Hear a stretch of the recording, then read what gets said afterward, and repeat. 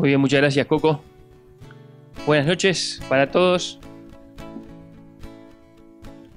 Es un privilegio poder compartir otra vez con ustedes algo acerca de la palabra de Dios. Y qué bien que nos hace ir a su palabra y escuchar todo lo que tiene para decirnos.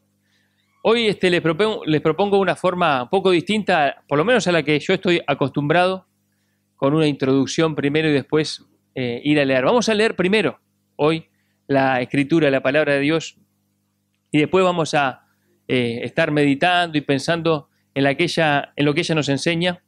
Vamos a abrir nuestras Biblias en Salmos, ¿no? Vamos a leer el Salmo 32, un salmo que seguramente muchos de ustedes conocen muy bien, es muy conocido, el Salmo de David, y por allí algunas Biblias dicen un título, ¿no? La dicha del perdón. Pero hoy lo vamos a pensar de pronto más que la dicha del perdón, que sin duda que habla de eso, vamos a pensar en el remedio para la culpa. Y ese va a ser el tema que vamos a estar compartiendo hoy, el remedio para la culpa. Dice así el salmista inspirado por el Señor, dice así David: bienaventurado aquel cuya transgresión ha sido perdonada y cubierto su pecado. Bienaventurado el hombre a quien Jehová no culpa de iniquidad y en cuyo espíritu no hay engaño. Mientras callé, se envejecieron mis huesos en mi gemir todo el día, porque de día y de noche se agravó sobre mí tu mano, se volvió mi verdor en sequedades de verano. Mi pecado te declaré y no encubrí mi iniquidad. Dije, confesaré mis transgresiones a Jehová, y tú perdonaste la maldad de mi pecado. Por esto, orará a ti todo santo en el tiempo en que puedas ser hallado. Ciertamente en la inundación de muchas aguas no llegarán estas a él. Tú eres mi refugio, me guardarás de la angustia, con cánticos de liberación me rodearás. Te haré entender y te enseñaré el camino en que debes andar, sobre ti fijaré mis ojos. No seáis como el caballo o como el mulo sin entendimiento, que han de ser sujetados con cabestro y con freno, porque si no, no se acercan a ti. Muchos dolores habrá para el impío, mas al que espera en Jehová le rodea la misericordia. Alegraos en Jehová y gozaos justos, y cantad con júbilo todos vosotros los rectos de corazón. Un salmo precioso, ¿no? Que muchas veces, sin duda que habrán leído aquellos que están acostumbrados a tener alguna lectura en la Escritura. Ahora, yo pensaba en ese tema, el remedio para la culpa. Todo ser humano en algún momento de su vida se tiene que enfrentar con la culpa, ¿no? La culpa es eso que queda en nosotros después de haber hecho el mal. Una definición bien grande, ¿verdad? Todos sabemos lo que es la culpa, a veces es difícil de definir, pero es la culpa lo que queda entonces en nosotros. No pasa nada, yo tengo hijos chicos, así que aguanto. La culpa es lo que queda en nosotros después de haber hecho el mal, después de haber pecado. Y todos nosotros, en algún momento de nuestra vida, tenemos que lidiar y enfrentarnos con la culpa. Ahora, la culpa es eso que nadie quiere tener, ¿verdad? Que cuando uno lo tiene, se lo intenta pasar a otro. ¿Por qué?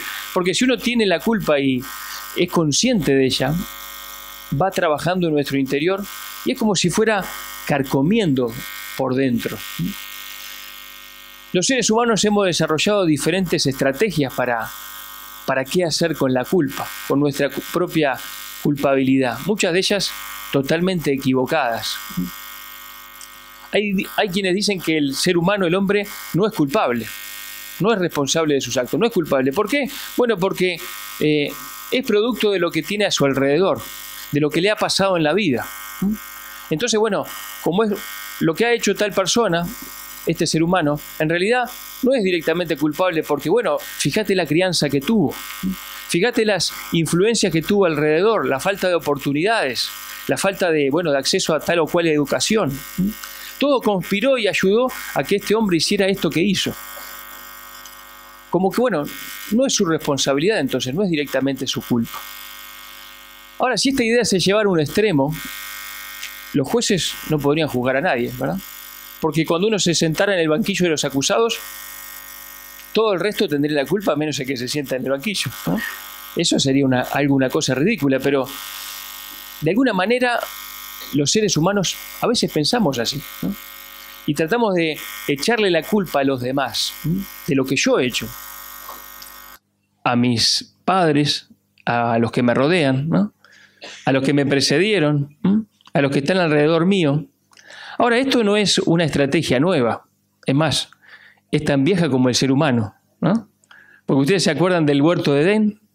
La Escritura nos habla en Génesis, el escritor inspirado nos dice que cuando el hombre peca y comete la desobediencia contra Dios por primera vez en la historia, cuando el hombre se hace culpable por primera vez en la historia y es increpado por Dios, cuando se encuentra con Dios y Dios le dice, ¿qué has hecho? ¿Y qué le dice el hombre? ¿Cómo expresa lo que tenía dentro? Dice, la mujer que me diste, ¿no? Y cuando habla Dios con la mujer dice, la serpiente, ¿no? O sea que inmediatamente la primera actitud con respecto a la culpa es pasársela al que está al lado. Tirársela para el que está al lado, ¿no? No es mía la culpa, es de esta persona que tengo acá. Ahora, Dios no lo consideró así, ¿verdad? Dios le atribuyó la culpa al ser humano, al hombre, ¿no? Y la responsabilidad por lo que había hecho. Así que eso de echarle la culpa al otro, bueno, podrá ser algo que nos haga olvidar un poquito nuestra propia culpabilidad, pero no la resuelve. Un día nos va a caer arriba. Y otra estrategia respecto a la culpa, que tiene mucha parte del ser humano y de la sociedad nuestra, es ignorarla por completo, ¿no? Es decir, bueno, que no existe tal cosa como la culpa, no existe tal cosa como el pecado, no existe tal cosa como la injusticia, todo es relativo, ¿no? Todo depende del color del cristal con que se le mire. ¿Oyeron esa frase alguna vez? Sí. Lo que para ti está mal, para mí no, entonces no soy culpable, ¿no? No hay valores absolutos, todo es relativo. Y en este camino está gran parte de la sociedad, ¿no? Es más, si algo era malo en algún momento, pero ahora todos lo hacen, bueno, pasa a ser aceptado y ya no es más malo, entonces ya no soy más culpable de eso, ¿no? Y en ese camino va muchas veces nuestra sociedad. Esto sería así si el bien y el mal fueran algo relativo, una construcción social, ¿no? Que depende de la cultura donde se vive. Pero el bien y el mal no depende de la cultura donde se vive. El bien y el mal son absolutos y dependen de Dios. En cualquier cultura, si alguien le hace un daño a otra persona, lo mata, le inflige un daño para quedarse con algo que no es de él, eso está mal, ¿no?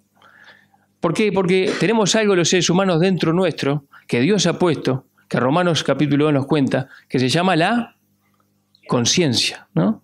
Y esa conciencia es algo que Dios ha puesto en cada ser humano que le dice, mira, esto que hiciste está mal. Está mal.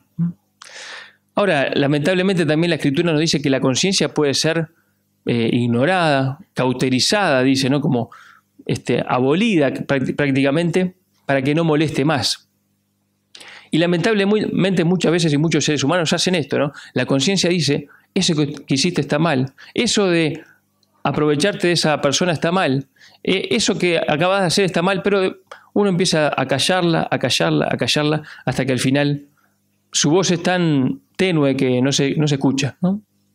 Ahora, el bien y el mal, como decíamos, son absolutos y no relativos. Descansan en Dios, en la naturaleza de Dios. Lo que va en contra de la naturaleza de Dios está mal, en cualquier cultura, en cualquier época de la historia. Así que uno puede decir, no, en realidad no soy culpable porque todo es relativo, y puede irla llevando así en su vida, pero un día, de la misma manera que si se la tira a otro la culpa, ¿no? Un día su propia culpabilidad le va a caer en la cabeza. Va a tener que pagar por eso, delante del Dios justo, delante del Dios santo, ¿no? Ahora, existe otra cosa que los seres humanos podemos hacer con la culpa, y es asumirla, ¿no? Es reconocernos responsables de lo que hemos hecho, del mal que hemos hecho. Hay quienes se dan cuenta que son culpables y que han hecho mal, que han infringido un daño a otros, un daño inclusive a la sociedad, a la humanidad o a Dios, ¿no? Que han defraudado, que han lastimado. Pero ¿qué pasa? Uno tiene que hacer algo cuando asume que es culpable, ¿no? Porque si no, esa culpa lo empieza a trabajar por adentro, lo empieza a destruir en su interior. Y yo pensaba, ¿no? ¿Cuántas patologías de la cabeza, del corazón, cuántas enfermedades psiquiátricas son responsables o son consecuencia de eso? De saber que uno es culpable, que ha hecho el mal y no puede resolverlo. No ha ido a buscar el remedio, sino que solamente lo está asumiendo. Soy culpable y bueno, ¿y qué voy a hacer con esta culpa? Y no me la puedo sacar de encima y me empieza a matar de a poquito. Cuánto alcoholismo, ¿no? Cuántas vidas destruidas, cuántos suicidios, ¿no? Y el Uruguay está en el top 10 de los suicidios, ¿no? Ustedes saben eso, ¿no? Por esta causa y seguramente por muchas otras, ¿no? Y pensaba en un ejemplo de esa culpabilidad que no fue a buscar el remedio en el lugar adecuado. Pensaba en Judas, ¿se acuerdan de Judas, no? Judas fue un hombre, un traidor, ¿no? Un pecador, un injusto, ¿no? Que pecó entregando a su maestro, a su señor, aquel que le había confiado en él, que le había amado, lo había tenido como su amigo, y lo entregó por 30 piezas de plata a las autoridades de la época. Y después, cuando vio lo que estaban haciendo con Jesús, uno no sabe qué pensó que iban a hacer, pero cuando vio lo que estaban haciendo, dice que fue ante los religiosos de la época al templo, con esas 30 piezas de plata y dijo, yo he pecado entregando sangre inocente. ¿Y qué le dijeron los religiosos? Le dijeron así, ¿qué nos importa a nosotros? Allá tú. ¿Se imaginan el sentimiento de esta persona que ya se sentía culpable y fue a buscar algo, no se sabe qué, a los religiosos? Y los religiosos dijeron, manejate, es tu culpa. Y tiró las monedas, la dejó allí y dice que fue y se ahorcó. Se suicidó, no lo pudo manejar. Tuvo tal sensación de culpabilidad, no la llevó al lugar adecuado donde se encuentra el remedio y eso lo destruyó, lo mató. Es que no está en la religión el remedio de la culpa, ¿verdad? Y cuando uno tiene culpa y se siente culpable, la culpa duele, ¿no? La culpa duele. Y me acordaba de esto, mírenme, se me remontó a mi mente, ¿no? Me acordé de una sensación de culpa que tuve cuando era niño, ¿no? Me acuerdo que me estaba bañando, ¿no? Estábamos en la casa de mi abuelo, que era una casa ahí que los pisos eran de baldosa, ahí bastante duro, y para entrar al baño había que subir un escalón. Y entonces, como suele pasarle, muchas veces me olvidé de la toalla, ¿no? Entonces terminé de bañarme y abrí la puerta y le grité a mi madre que me trajera una toalla, ¿no? Mamá, tráeme una toalla, ¿no? Bueno, resulta que empecé a esperar, pero no venía la toalla. Y bueno, yo me estaba ahí muriendo de frío, por lo menos así lo consideraba, y no venía la toalla. Entonces me empecé a enojar. Y me enojé con mi madre, ¿no? Y empecé a gritar, ¿qué pasa, mamá, que no me traes la toalla? No me acuerdo bien lo que le habré dicho, pero sí, lo que sí me acuerdo es que me enojé con ella y me indigné y le grité alguna cosa ahí, ¿no? Pero ¿qué pasa? ¿No venís? Entonces abrí la puerta y miré y estaba mi madre en el suelo y se había caído. Trayéndome la toalla había tropezado, se había caído, se había dado la rodilla contra el escalón y se había herido la rodilla y estaba sangrando. Y todavía me acuerdo de lo que sentí, ¿no? Fue como un montón de dedos que me acusaban y decían, sos culpable, ¿no? Mirá lo que dijiste, mirá lo que estaba haciendo tu madre, mirá lo que le pasó, ¿no? Sentí una profunda culpabilidad, ¿no? Tanto que todavía lo recuerdo. Pero bueno, mi madre me perdonó, ¿no? Le pedí perdón y me perdonó. Ahora, también me acordaba que Cele me ha contado que cuando ella era niña, concurría a la iglesia católica y bueno, iba a la misa y no se perdía una, ¿no? Y rezaba a los Padres Nuestros y las Ave María y se confesaba con el cura y hacía todo lo que había que hacer, pero en su corazón había un profundo sentido de culpa, de culpabilidad, de convicción de ser pecadora que nadie se lo sacaba de su alma y de su corazón, hasta que conoció a Cristo, hasta que conoció el remedio para la culpa. Y este Salmo 32 vamos a ver el remedio para la culpa. Ya estamos pensando en eso, ¿verdad? Vamos a considerar y ver que el único remedio para la culpa, el único remedio, y escúcheme bien, amigo, amiga, hermano, hermana, el único remedio para la culpa es el perdón de Dios. Es Cristo, es la sangre de Cristo. Necesitamos el perdón que Dios nos ofrece y nos extiende a través de Cristo. No solamente los que no conocen a Dios, todos necesitamos el perdón de Dios, porque la culpa siempre tiene su efecto destructivo en nuestro corazón, aunque seamos salvos. Y es David el que escribe, y qué decir de David, ¿no? El dulce cantor de Israel, ¿no? El pastor de ovejas, el guerrero valiente, el rey tremendo, ¿no? Pero también quien supo ser un gran pecador, ¿no? Y de cometer un tremendo pecado. ¿Se acuerdan, no? En relación a Betsabé, mujer que codició, mujer que tomó, adulteró y después armó toda una tramoya que terminó matando a su esposo, engañando, mintiendo, encubriendo. Tremendo, tremendo pecado. Pero David encontró el perdón de Dios, encontró el remedio de la culpa. Y por eso nos deja este salmo como si fuera una hoja de ruta.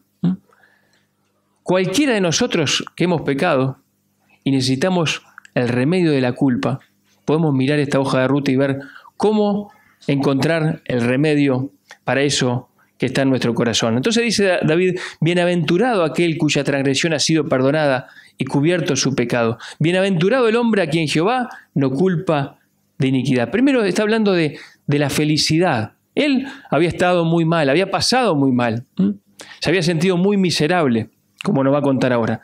Pero ahora nos está diciendo, yo encontré el remedio. ¡Qué felicidad! ¡Qué dicha! Aquel cuya transgresión, y le llama transgresión, le llama pecado, le llama iniquidad, son sinónimos, ¿verdad? Pecado, transgresión, iniquidad, aquello que ha sido perdonado, que ha sido cubierto, que ha sido no imputado, no culpa de iniquidad. Ya de por sí nos está diciendo de entrada una buena noticia, y es que el pecado puede ser perdonado. El pecado puede ser perdonado. El juez justo, Dios, perdona el pecado. Es capaz de perdonar el pecado, de no culparnos, de justificarnos, a pesar de ser pecadores injustos. Qué bueno, qué buena noticia. Ya de entrada ya nos la pinta, ¿no? Y que es posible encontrar una bienaventuranza en ese perdón. Ahora dice, en cuyo espíritu no hay engaño. Y esto podríamos hablar de una condición para encontrar el perdón. En cuyo espíritu no hay engaño. No hay engaño en su interior. ¿Y cuándo hay engaño en nuestra vida? ¿Cuándo hay engaño en nuestro interior? Bueno, así lo dice 1 de Juan 1:8. Dice, si decimos que no tenemos pecado, nos engañamos a nosotros mismos y la verdad no está en nosotros. ¿Saben cuándo hay engaño en nuestro corazón? Cuando decimos que no tenemos pecado. Un poco lo que estábamos hablando hace un ratito, ¿no? Decimos, no, en realidad no hay pecado en mí. Bueno, entonces te estás engañando, ¿no? Porque la Escritura dice que hay pecado. Y Dios no miente, ¿no? Y entonces dice, es necesario reconocer para encontrar el perdón. Y esto es muy importante, ¿no? Casi que el primer paso para encontrar el perdón y el remedio de la culpa es reconocer lo que uno ha hecho. Si no, no va a encontrar el remedio, ¿no? Tiene que reconocer. Para que no haya engaño, uno tiene que decir, he pecado, he pecado. Ahora dice, está hablando entonces de esa gran felicidad de sentirse y saberse perdonado, pero dice, yo ahora me siento perdonado, dice David, pero porque estuve muy mal, ¿no? Porque hubo un momento que traté de esconder las cosas, que traté de ponerle un manto ahí, cubrirlo y que nadie se diera cuenta y que nadie se enterara, de encubrir mi pecado, y me fue horrible, dice David, ¿no? Dice acá, mientras callé, se envejecieron mis huesos en mi gemir todo el día, porque de día y de noche se agravó sobre mí tu mano, le dice a Dios. Se volvió mi verdor en sequedades de verano. Y esta es la experiencia de aquel que tiene la culpa dentro y todavía no la ha resuelto, ¿no? Mientras calla, David había intentado seguir para adelante. Bueno, ya murió aquel que podía reclamarme algo, seguimos para adelante, pero no estaba todo bien, ¿no? Había culpa, había pecado, su relación con Dios estaba rota, y eso empezó a trabajar en su corazón, ¿no? Se envejecieron mis huesos, en mi interior estaba como si me estuviera pudriendo, ¿no? Mi gemir, está hablando de dolor, ¿no? Dolor todo el día. Sentía la mano de Dios de juicio, de castigo sobre mí. Mi verdor se volvió en sequedades, ¿no? Ausencia de energía, sequedad en el corazón. Así se siente alguien que está culpable, que se siente culpable y no ha aún resuelto ese problema, ¿no? Desapareció el vigor. El sabio Salomón diría después: el que encubre sus pecados no prosperará, mas el que los confiesa y se aparta alcanzará misericordia. Pero cuando uno encubre sus pecados pensando que va a salir todo bien, que no va a pasar nada, que total nadie se enteró, nadie sabe, ¿no? Esa conciencia está ahí, ¿no? Y está trabajando y nos está haciendo sentir nuestra culpabilidad. Tremendo eso, ¿no? Capaz que alguno de los que estamos acá se siente así hoy. Siente culpa. Siente estar seco por dentro, ¿no? Esa falta de vida, ese dolor. ¿No has considerado esto que dice la Escritura? ¿No será hoy el día para encontrar el perdón de Dios? ¿No habrá un pecado que confesar? ¿No habrá una culpa por resolver? Hoy puedes cambiar la historia. Y el versículo 5 es la clave. Dice: mi pecado te declaré y no encubrí mi iniquidad. Dije: confesaré mis transgresiones a Jehová. Ahí está la clave, ¿no? Él dejó de encubrir las cosas, ¿no? Ya sabemos la historia, cómo fue lo de David, ¿no? Pero él lo que hizo fue no encubrir su iniquidad más, sino declarar su pecado a Dios, ¿no? Se había dado cuenta de que de nada servía seguir con la parodia, ¿no? Había pecado y tenía que reconocerlo delante de Dios. No iba a prosperar si lo seguía ocultando, ¿no? Tenía que reconocer su responsabilidad, su culpabilidad. Y dice: confesaré mis transgresiones al Señor, a Jehová. Y saben que es interesante que la palabra confesar quiere decir ponerse de acuerdo, decir lo mismo, quiere decir confesar. Decir lo mismo que Dios. Si Dios, he hecho esto y está mal, es pecado. Ponerse de acuerdo con Dios. Dios dice que las cosas están mal. Lo que está mal está mal. Y no cambia para Dios, ¿no? Y cuando uno confiesa, está diciendo eso: Dios, hice esto y estuve mal, como vos decís, ¿no? Pequé, estuve mal, estoy arrepentido. Él lo había confesado. Y miren el resultado. Dice el final del versículo 5: y tú perdonaste la maldad de mi pecado. Qué alivio, ¿no? Tú perdonaste la maldad de mi pecado. Yo lo que hice fue reconocer mi maldad. Me puse de acuerdo con Dios en que está mal lo que hice, ¿no? Se lo confesé, le dije a Dios: estuve mal. Y tú perdonaste la maldad de mi pecado. Encontré el perdón de parte de Dios. El perdón. ¿Cuánto vale el perdón? Tanto hice por esconderlo, tanto hice por encubrirlo, tanto sufrí, tanto no dormí, tanto dolor, tanto remordimiento, y era tan fácil, ¿no? Te confesé arrepentido y me perdonaste, ¿no? Y es así, es fácil, por lo menos para nosotros, ¿no? Es fácil, ¿no? Aunque nada es gratis, ¿verdad? Cuando uno ha hecho daño, cuando uno ha roto algo, alguien lo tiene que pagar. Cuando yo he pecado contra Dios y he generado una deuda y Dios me perdona, ¿quién paga la deuda? Dios. ¿Se dan cuenta de eso? Es Cristo el que pagó la deuda. Dios en persona. Por eso es que puede perdonarte. No es un perdón barato, ¿no? Cuando Dios te perdona, es porque Él está asumiendo la deuda. Yo lo pagué, dice Dios, ¿no? ¿Se acuerdan cuando el Señor Jesucristo estaba enseñando y de pronto empezó a caer el revoque de arriba del techo y empezaron a bajar un paralítico? ¿Se acuerdan de eso? Entonces bajaron un paralítico los 4 amigos y bueno, había algo que evidentemente querían que Jesús hiciera con el paralítico. ¿Y qué era? Que lo sanara, ¿no? Pero entonces Jesús lo mira y le dice: hijo, tus pecados te son perdonados, ¿no? ¿Cómo? Pero no era que lo habían traído para otra cosa, ¿no? Entonces ahí los fariseos dicen: ¿pero quién es este que perdona pecados? Claro, el único que puede perdonar pecados es Dios, ¿no? Entonces, ¿cómo se está haciendo igual a Dios? Entonces Jesús le dice: miren, ¿no están creyendo lo que yo estoy haciendo? ¿No están creyendo que yo realmente le estoy perdonando los pecados? Bueno, para que sepan que esto es lo que ha pasado, que tengo potestad de hacerlo, levántate, ¿no? Y se puso de pie el paralítico, ¿no? ¿Qué era más fácil, levantar un paralítico o perdonarle los pecados? ¿Saben? Era más fácil levantar el paralítico, ¿no? Porque eso solamente le exigía a Dios poder, ¿no? Poder, y Dios poder le sobra, ¿no? Pero perdonarle los pecados exigía la cruz. Exigía la cruz. Y Jesús le perdonó los pecados porque Él iba a pagar por esos pecados. ¿Te das cuenta de lo que vale el perdón de Dios? Solamente el juez puede perdonar un crimen, ¿no? Y justamente el juez es el que fue y pagó el pecado.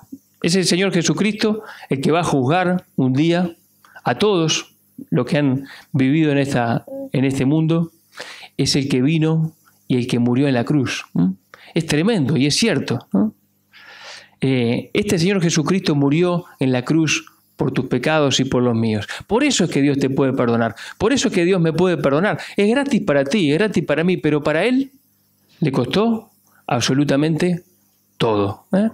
El precio que Dios tuvo que pagar por tu perdón fue infinito, porque el que murió allí fue Dios hecho hombre, ¿eh? ¿Te das cuenta del perdón y de lo que vale el perdón? Dios te perdona porque entregó a su Hijo por ti. Entonces, perdonaste la maldad de mi pecado, ¿eh? ¿Cuánto vale el perdón de Dios? Y está ahí. Te lo está ofreciendo para vos. Entonces el salmista David profetiza aquí, dice: por esto orará a ti todo santo en el tiempo en que pueda ser hallado. El tiempo que pueda ser hallado es el tiempo que estamos viendo nosotros, el tiempo de la gracia. Y dice: por esto orará a ti todo santo, todo creyente, ¿no? Orará a ti. ¿Por qué? Buscando el perdón. Qué bueno, nos está diciendo Dios que tenemos que orar buscando el perdón. Todos los días, hermanos. Porque nosotros pecamos todos los días, ¿verdad? No sé ustedes, pero yo sí, ¿no?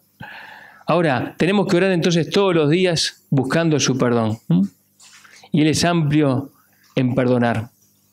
Dice 1 Juan 1:9, ¿se acuerdan? Si confesamos nuestros pecados, Él es fiel y justo para perdonar nuestros pecados y limpiarnos de toda maldad.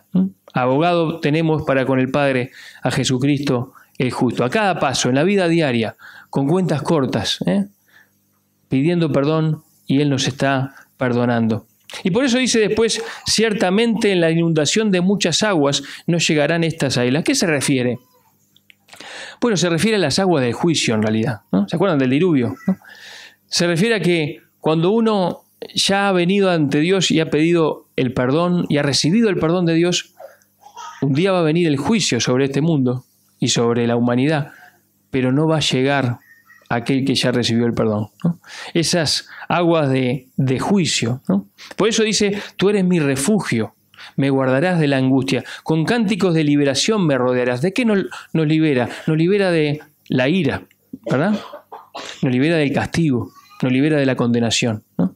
Y realmente, si hemos recibido ya su perdón, tranquilos, hermanos, ninguna condenación hay para los que están en Cristo Jesús.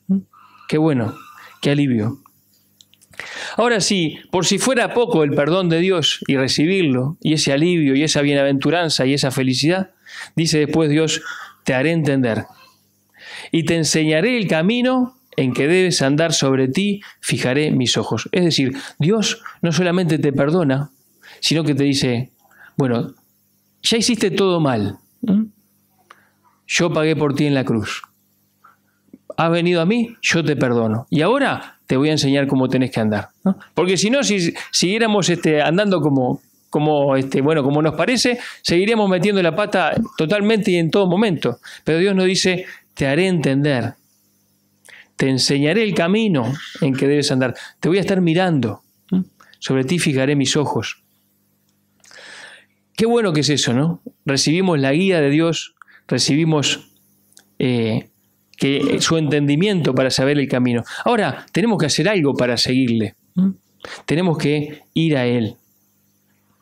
Dice por eso, no seas como el caballo o como el mulo sin entendimiento. ¿Por qué habla de estas bestias, de estos animales? Porque dice que han de ser sujetados con cabestro y con freno, porque si no nos acercan a ti, ¿no? Hay veces que son bestias, son animales que a veces son parcos, son tercos, ¿no?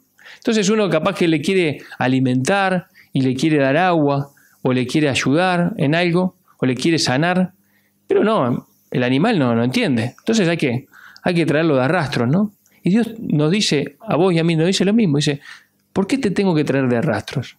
¿Por qué no venís vos voluntariamente? ¿Por qué no te acercás a mí sin que yo te tenga que andar tironeando? Para que te haga entender, para que te enseñe el camino, tenés que tener comunión con Dios. Tenés que seguirle a Él, ¿no? Qué bueno que es que después de recibir el perdón, estemos en comunión con Dios y recibamos la dirección. Entonces el versículo 10 dice, muchos dolores habrá para el impío, mas al que espera en Jehová le rodea la misericordia. El impío, el que vive en sus pecados, aunque parezca que le va todo bien, le esperan muchos dolores. Le espera una condenación segura si no llega al perdón de Dios. Pero el que espera en Jehová le rodea la misericordia. Y qué bueno esto, ¿no? Que el contraste no es entre el injusto y el justo, o entre el bueno y el malo. ¿Por qué? Porque si fuera ese el contraste, nosotros nos tendríamos que poner del lado del injusto y del lado del malo. Pero el contraste es entre el impío y el que espera en Jehová, ¿no? Y nosotros éramos impíos, pero ahora esperamos en Jehová. Y el que espera en Jehová, ¿qué le toca? Le rodea la misericordia, como una fortaleza, que le protege del juicio, que le protege de esa inundación que se viene de ira, pero le rodea la misericordia de Dios. ¡Qué bueno!, ¿no? Esto está disponible para todos los que nos hemos acercado a la cruz, al Señor Jesucristo, que murió y resucitó por nosotros. Y dice, alegraos en Jehová y gozaos justos, y cantad con júbilo todos vosotros los rectos de corazón. El perdón de Dios siempre es motivo de alegría, de gozo, de paz, ¿verdad? En ningún otro lado, hermanos, en ningún otro lado. No hay medicina, no hay psicología, no hay psiquiatría, no hay nada que te pueda sacar la culpa, solamente el perdón de Dios. Esto es así, solamente el perdón de Dios. Y qué bueno, hoy podés disfrutar de ese perdón si te acercás a Dios, si te acercás a la cruz y le pedís perdón. Confesaré mis transgresiones a Jehová y tú perdonaste la maldad de mi pecado. Amplio perdón te ofrece el Señor. ¿Se acuerdan del hijo pródigo?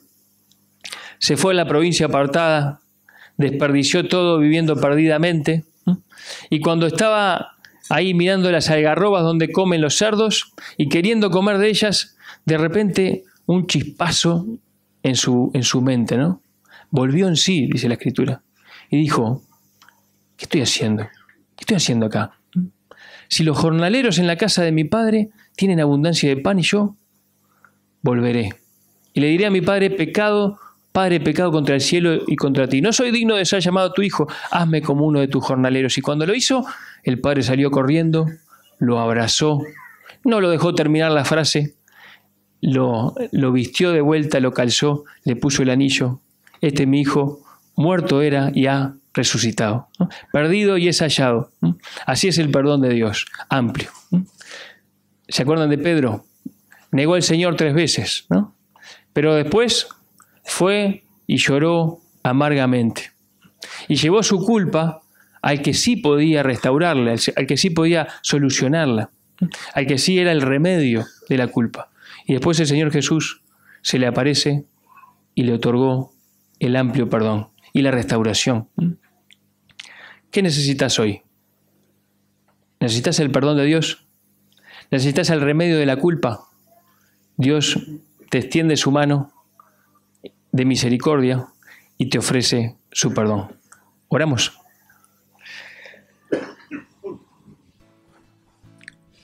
Padre que estás en el cielo, gracias por tu palabra, Señor. Gracias por tu amor. Gracias, Padre, por ser un Dios tan bueno, de tanta misericordia. Gracias, Padre, porque tu perdón a nosotros no nos cuesta nada, Señor, pero al Señor Jesucristo le costó todo. Él dio su vida por nosotros. Él murió, resucitó. Señor, capaz que aquí hay alguna persona que no te conoce aún. Te pedimos que tu Espíritu esté obrando en su corazón para que pueda recibirte como único y suficiente Salvador. Capaz que acá, Padre, hay hermanos y hermanas que están sufriendo bajo el peso de una culpa, que no pueden quitarse de arriba. Y Señor, sabemos que el único remedio para la culpa es el Señor Jesucristo. Es su sangre, es la cruz. Padre, que hoy mismo podamos dejar todas esas culpas, todos esos pecados a los pies de la cruz. Y gracias por tu perdón tan amplio, tan completo, que podamos disfrutarlo, que seamos de esos bienaventurados. Gracias, Señor, en el nombre precioso y bendito del Señor Jesucristo. Amén.